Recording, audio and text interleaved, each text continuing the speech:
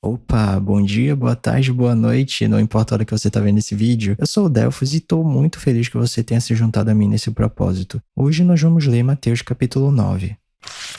Jesus cura um paralítico. Entrando Jesus num barco, atravessou o mar e foi para sua cidade. Alguns homens trouxeram-lhe um paralítico, deitado em sua maca. Vendo a fé que eles tinham, Jesus disse ao paralítico: Tenha bom ânimo, filho. Os seus pecados estão perdoados. Diante disso, alguns mestres da lei disseram a si mesmos: Este homem está blasfemando. Conhecendo Jesus seus pensamentos, disse-lhes: Por que vocês pensam maldosamente em seu coração? Que é mais fácil dizer: Os seus pecados estão perdoados? Ou levante-se e ande. Mas para que vocês saibam que o Filho do Homem tem na terra autoridade para perdoar pecados, disse ao paralítico: Levanta-se, pegue a sua maca e vá para casa. Ele se levantou e foi. Vendo isso, a multidão ficou cheia de temor e glorificou a Deus, que dera tal autoridade aos homens. O chamado de Mateus. Saindo, Jesus viu um homem chamado Mateus, sentado na coletoria, e disse-lhe: Siga-me. Mateus levantou-se e o seguiu. Estando Jesus em casa, foram comer com ele e seus discípulos muitos publicanos e pecadores. Vendo isso, os fariseus perguntaram aos discípulos dele: Por que o mestre de vocês come com publicanos e pecadores? Ouvindo isso, Jesus disse: Não são os que têm saúde que precisam de médico, mas sim os doentes. Vão aprender o que significa isto: desejo misericórdia, não sacrifício, pois eu não vim chamar os justos, mas pecadores. Jesus é interrogado acerca do jejum.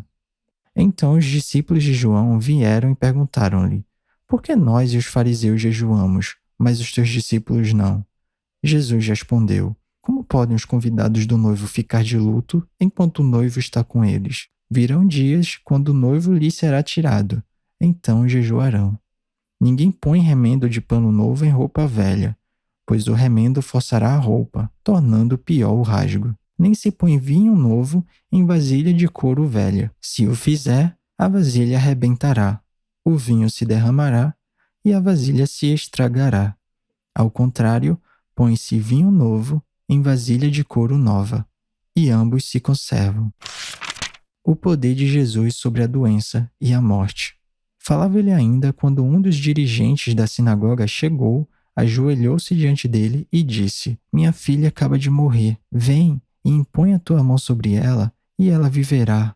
Jesus levantou-se e foi com ele, e também os seus discípulos. Nisso, uma mulher que havia 12 anos vinha sofrendo de hemorragia, chegou por trás dele e tocou na borda do seu manto, pois dizia a si mesma: Se eu tão somente tocar em seu manto, ficarei curada. Voltando-se, Jesus a viu e disse: Ânimo, filha, a sua fé a curou. E desde aquele instante, a mulher ficou curada.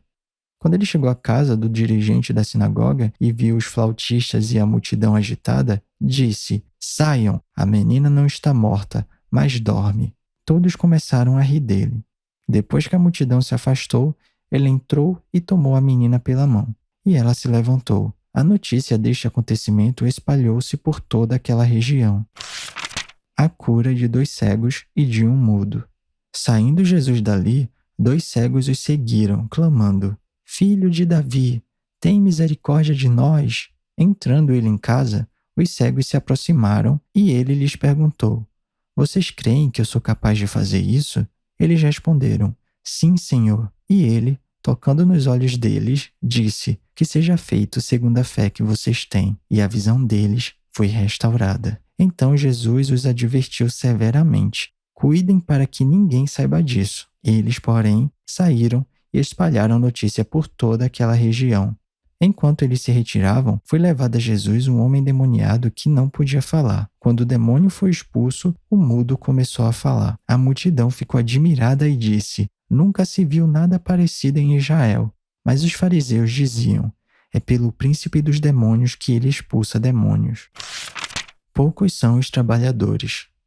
Jesus ia passando por todas as cidades e povoados, ensinando nas sinagogas, pregando as boas novas do reino e curando todas as enfermidades e doenças. Ao ver as multidões, teve compaixão delas, porque estavam aflitas e desamparadas, como ovelhas sem pastor. Então disse aos seus discípulos: A colheita é grande, mas os trabalhadores são poucos.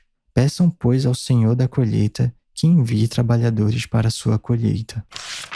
E é isso, chegamos ao final da nossa leitura, eu espero que tenha gostado. Se alguma coisa soar de forma estranha ou diferente, eu te encorajo a dar uma pesquisada a respeito disso, porque apesar da Bíblia ser um livro muito atual, ela foi escrita numa época e numa cultura diferente da nossa, então vale a pena dar uma pesquisada para entender melhor os contextos históricos e culturais. E esse vídeo aqui não é para substituir o devocional não, tá? É só um plus, é só um bônus, é só um incentivo. Continue tendo seu tempo especial com Deus, e se alguma palavra tocar o seu coração e se você quiser compartilhar comigo aqui nos comentários, fica à vontade que eu vou ficar muito feliz de ler. Não se esquece de ativar as notificações do canal para não perder nenhum vídeo e tamo junto. Cheirinho no coçarão, que Papai do Céu abençoe e até amanhã.